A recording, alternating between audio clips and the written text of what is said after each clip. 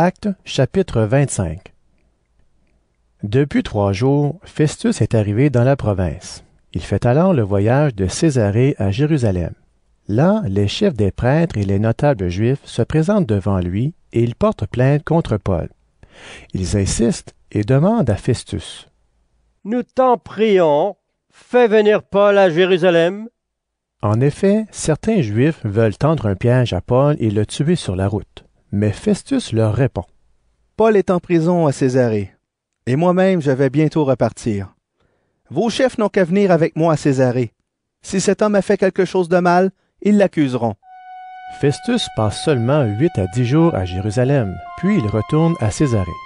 Le jour suivant, il siège au tribunal et commande de faire venir Paul. Celui-ci arrive. Les chefs juifs, qui sont venus de Jérusalem, l'entourent et l'accusent de nombreuses fautes graves, mais ils ne peuvent rien prouver.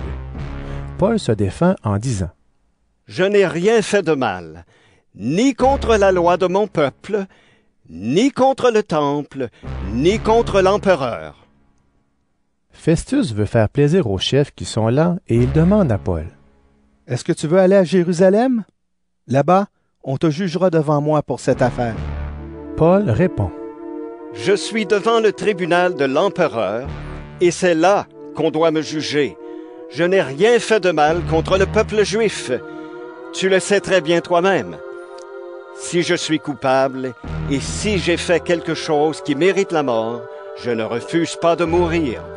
Mais s'il n'y a rien de vrai dans ce qu'ils disent contre moi, alors personne n'a le droit de me livrer à eux. Je fais appel à l'empereur. » Festus parle avec ses conseillers. Ensuite, il dit à Paul: « Tu as fait appel à l'empereur, tu iras donc devant l'empereur. » Quelques jours plus tard, le roi Agrippa et Bérénice, sa sœur, arrivent à Césarée pour saluer Festus. Ils restent là plusieurs jours, et Festus explique l'affaire de Paul au roi. Il lui dit: « Il y a ici un homme que Félix a laissé en prison. Quand je suis allé à Jérusalem, les chefs des prêtres et les anciens des Juifs sont venus porter plainte contre lui, et ils m'ont demandé de le condamner. Je leur ai répondu: « Les Romains n'ont pas l'habitude de livrer quelqu'un de cette façon. L'accusé doit d'abord rencontrer ceux qui l'accusent, et il doit pouvoir se défendre contre leurs accusations.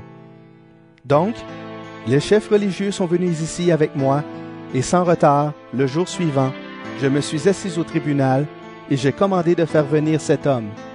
Ces accusateurs sont arrivés. Je pensais qu'ils allaient lui reprocher certaines choses graves, mais non. Ils se sont disputés avec lui au sujet de leur religion et d'un certain Jésus. Cet homme est mort, mais Paul dit qu'il est vivant. Je ne savais pas quelle décision prendre. Alors, j'ai demandé à Paul s'il voulait aller à Jérusalem. Là-bas, on le jugerait pour cette affaire. Mais il a fait appel. En effet, il veut que l'empereur le juge. J'ai donc commandé de le garder en prison pour le moment. Ensuite, je l'enverrai devant l'empereur. » Agrippa dit à Festus: « Moi aussi, je voudrais bien entendre cet homme. » Festus lui répond: « Tu l'entendras demain. » Le jour suivant, Agrippa et Bérénice arrivent avec un cortège important. Ils entrent dans la salle du tribunal avec les chefs militaires et les notables de la ville.